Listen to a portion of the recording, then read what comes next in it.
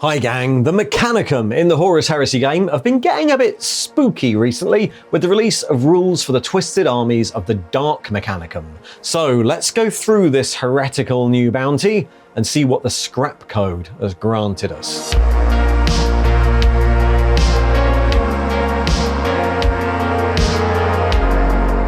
If you'd like to support the channel, you can like and subscribe or stay tuned at the end for details of merch and affiliate links.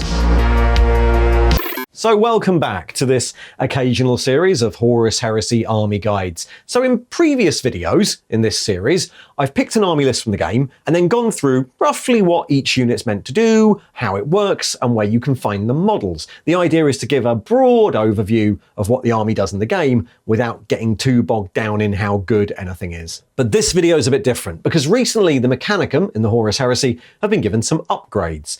The Martian Civil War book included rules for the Dark Mechanicum, for both Traitor Archmagi and also for the demon engines that appeared mid-Heresy. In this video, I'm going to go through those Mechanicum options, so if you haven't already seen the basic Mechanicum army list video, and you don't know how that works, that one might be worth doing first, as a lot of these options just build upon the ones from the basic Liber Mechanicum book. The Dark Mechanicum is the name given to those within the Mechanicum of Mars who sided with Horus during the Heresy. It was a massive faction, partly because the Fabricator General of Mars, Kelbor Hal, was a supporter of Horus, and early into the Heresy, that led to civil war on Mars, the remaining loyalist Magi escaping the planet for terror and abandoning it to the traitors. The planet was then interdicted for the rest of the war, but on the surface, Tech Heresy took root. Horus had promised the Traitor Mechanicum the codes to the Vaults of Moravec, a repository of technology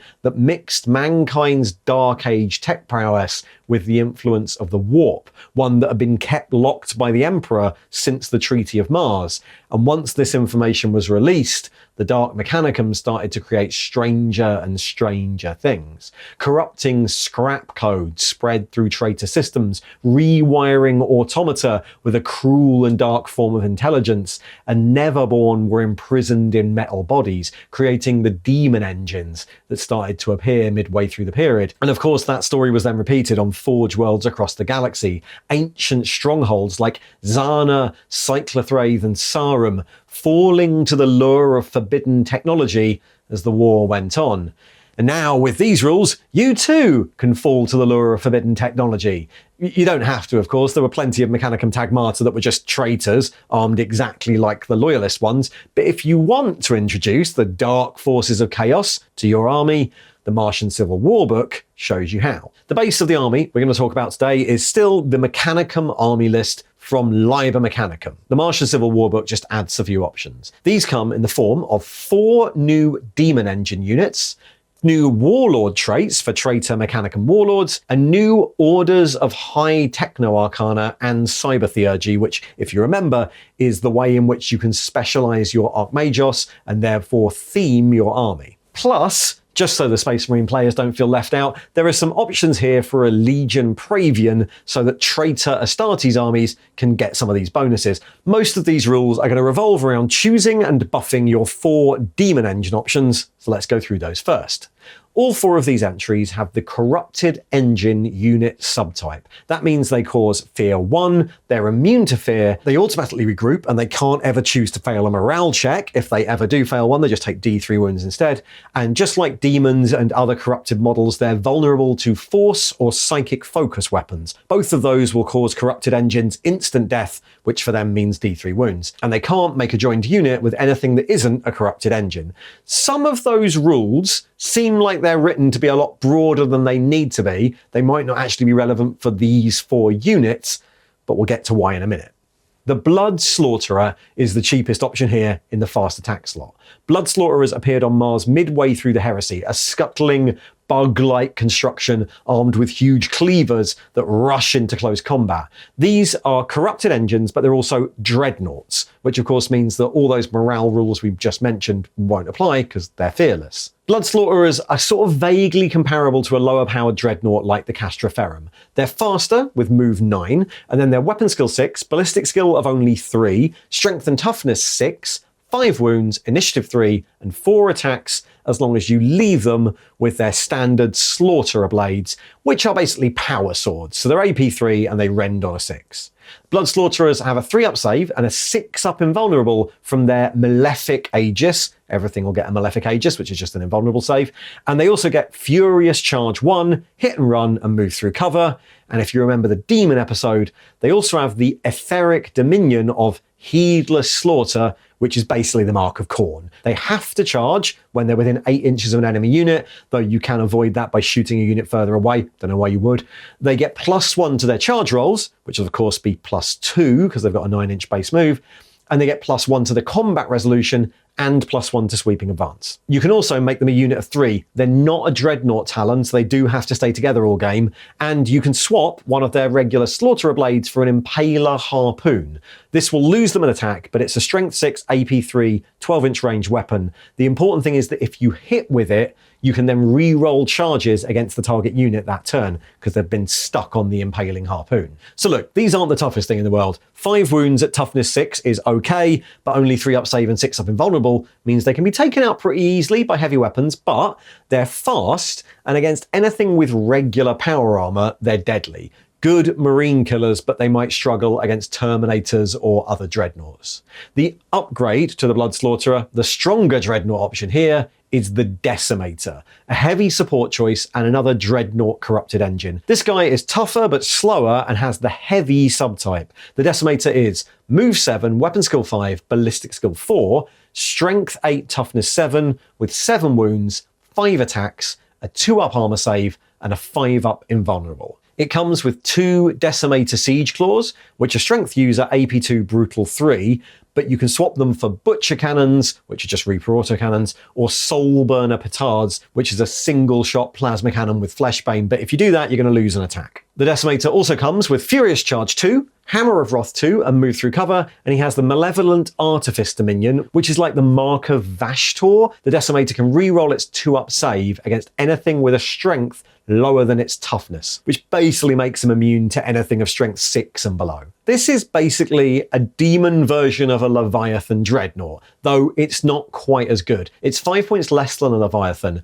and it is slightly faster, but it has worse shooting, much worse shooting, and the Leviathan's close combat weapon fists are going to be strength 10 all the time, whereas the Decimator only gets that on the charge. Still, it's a pretty tough prospect, and it almost compares when you factor in some of the Mechanicum buffs you get later on. Both of these are resin Forge World kits that were originally produced for Warhammer 40k, Chaos and Demon armies. They're quite old kits now, but with 40k becoming more and more competitive focused, and as such closed off, they eventually just got moved to Legends and then just removed altogether. And about the same time, the Heresy game has just reached the point in the story where there should be Demon engines, so these two models have just been ported over. Both are still available from Forge World as resin kits. There's a variant for the Impaler version of the Blood Slaughterer.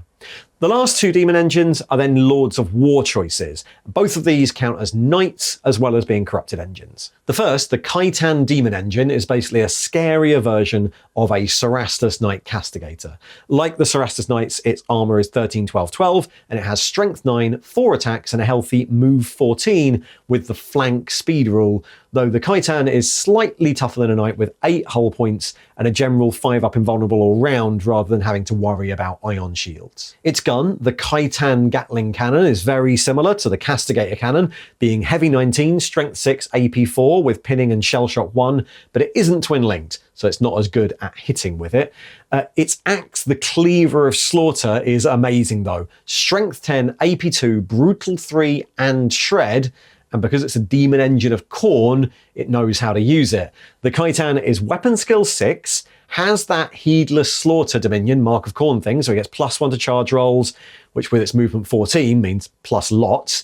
It has Rampage D3 and Hammer of Wrath 4. This seems very much aimed at charging through units of elite infantry, but its combination of stats means it's still a pretty scary prospect against knights, and it costs roughly the same as a normal knight would. The kit for this is a bit weird. It's a Forge World kit that consists of the top half of the plastic Lord of Skulls 40k model, and then a set of custom resin legs, making it about the same size as a Cerastus Knight. However, if you've already got a Lord of Skulls, models, then with a bit of conversion work, you can make one out of a spare set of plastic knight legs. That's what I did with mine. If not, it's available as a single purchase on the Games Workshop website. And the final unit here, the Greater Brass Scorpion of Khorne, is a bit of a weird mix. So this is another knight. That's how they're dealing with this in this edition. Broadly, it's similar to the Khitan in that it has 13, 13, 12, 8 hull points, Hammer of Wrath 4, Rampage D3 again. It has that 5-up all-round invulnerable save, and it has the Heedless Slaughter Mark of Khorne Dominion. But this is geared slightly towards a mix of ranged and close combat attacks rather than just slamming into assault. It's a bit slower, move 10 and no flank speed, and it only has 3 base attacks with weapon skill 5 and ballistic skill 4, but it has a lot more variety in terms of weapons. It's Hell Crusher Claws, a strength 10 AP2, and give it brutal 2 and sunder, and then it comes with 4 guns. The 2 Hellmore cannon are template weapons, strength 7 AP4, turret 6 inches. The Despoiler cannon in the middle is basically a demolisher, 24-inch range, strength 10 AP3 with ordnance 1, a 3-inch blast, sunder, render 5-up, and brutal 3. And then the Scorpion cannon on its tail is an anti-infantry weapon with strength 5, AP4, assault 9, pinning, and shred. And of course, being a knight, it can fire all of those at different targets each turn, and then pick which one to charge. Like the first 2 units, the Brass Scorpion is a huge and pretty complex Forge World resin kit from a few years back. Again, it was an early giant 40k model from Forge World that has recently been ported over to Heresy. All of these 4 units are traitor, so any traitor Mechanicum army is allowed to include them, but you can also include one of these units if your army includes a traitor Legion Praevian. In this case, the model does get the Legion as Astartes rule, but doesn't count as the Praevian's bodyguard. It just takes up a normal slot in the Force Org, and the Praevian can no longer take his usual Castellax or Vorax squad. If you're using these rules in your traitor Mechanicum army though, which I think is probably going to be most people, then you have 4 Warlord traits and 4 new Tecno-Arcana to buff them with. The Warlord traits are themed around 4 famous traitor Forge worlds. If your Archmagos is from Cyclothraith, then their corrupted engines are shielded against Haywire, which means that Haywire attacks against them roll on this way better Haywire dampening table rather than the normal one. If your leader's from Zana 2, then you get access to an advanced reaction that can, once per game, improve a corrupted engine's invulnerable save by 1. If they're from Retlaxi, then they are so full of demon juice that they explode. This doesn't affect the 2 big ones, because knights explode better anyway, but it means that the 2 Dreadnought engines will now explode 4 to 6 inches with a strength of between 6 and 8, depending on what you roll. And then finally, if your leader is from Sarum, you can take Blood Slaughterers as troops, and they get line when you do that, which might give you some speedy ways to get early game objectives. Then finally, your Archmagos can now choose between the 4 new orders of prescribed Tecno-Arcana, which mostly come with their own specific cyber theurgy abilities. The first 2 make your regular automata in the army a bit spooky, and then there's one special one for demon engines and one special one for spooky assassins. If your Archmagos is a Maleficite, then they specialize in scrap coding Cybernetica units. You can give any Cybernetica unit the Ruinous Cybernetica rule for 10 points, which allows them to ignore their program behavior rules if they pass a leadership check, but if they do that, they also have to charge if possible. Also, if they fail the leadership check, they take a wound. If you don't want to pay all those 10 points, then the Magos can also grant this rule to 1 unit a turn instead of shooting. Maleficites get the Machina Malefica Cyber Theurgy, which allows them to cast some scrap code on the armor of any unit within 6 inches. You roll a dice for every model within 6, causing a wound if you can roll over their save. And they can also throw scrap code at enemy Cybernetica units with the Diabolis Quiriatus weapon. Okay, second up, if your Archmagos is a Necrotech, then they can use scrap code as like life force to repair machines in spooky ways that really shouldn't work. The Archmagos gets an extra wound, and every Cybernetica unit in the army gets It Will Not Die 5-up. Then, armed with the Necrotech Cyber Theurgy, your Archmagos can suck life force out of friendly models to restore their own lost wounds, and gains the Tacticus Mors, a Haywire-based melee weapon. So with Necrotech, you get slightly tougher robots and then a much tougher leader. Malanima are Archmagi who specialise in corrupting the flesh with the power of the warp. This is quite a simple one. You can include 1 Infernus Abomination in your detachment as an elite's choice, and any model with a power weapon or power blade can replace them with Abomination Blades, which are AP4, breaching 4-up, Rampage 1 Bloodthirsty weapons. That means they get +1 to hit in melee if anyone in the target unit has already suffered a wound. Melanima is the only one of these that doesn't come with its own cyber theurgy, so you can combine it with one of the regular ones from the Mechanicum book. And then finally, Ether Techs are the Archmagi who specialise in demon engines. If you take this, your army can include 1 Decimator in the troops slot, mostly important because it frees up a heavy support slot, and all corrupted engines within 6 inches of your leader are immune to negative characteristic modifiers. You then have access to the Anima Malefica Cyber Theurgy, which works a bit like the Cybernetica one, but for corrupted engines. Instead of shooting, your Archmagos can pick 1 unit of corrupted engines within 12 and either give them a free initiative length move, or add 1 point to their invulnerable save, or add 1 to their weapon skill and initiative, and if they pass a cyber theurgy check, they can give that unit 2 of those options.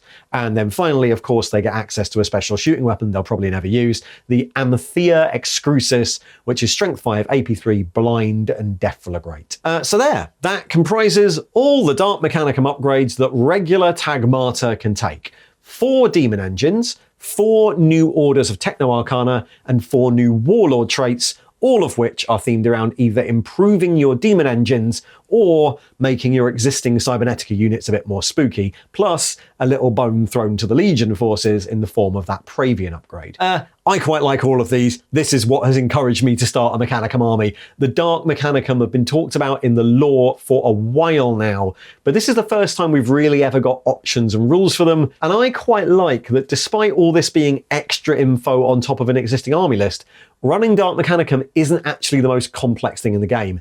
Everything here is a straight swap out for a system that already exists in the army, rather than like a whole new way of building things. So hopefully the battlefields of the Horus Heresy will be seeing plenty of evil, spiky robots from now on. That's certainly what I'll be building towards. Thanks for watching. And if you'd like to see more about the armies of the Horus Heresy, there should be a little box on the right there with another video in it. And in the meantime, if you'd like to support the channel, well, you can buy merch from the merch store, you can check out the affiliate links in the description below, or of course, you can always just like and subscribe. See ya!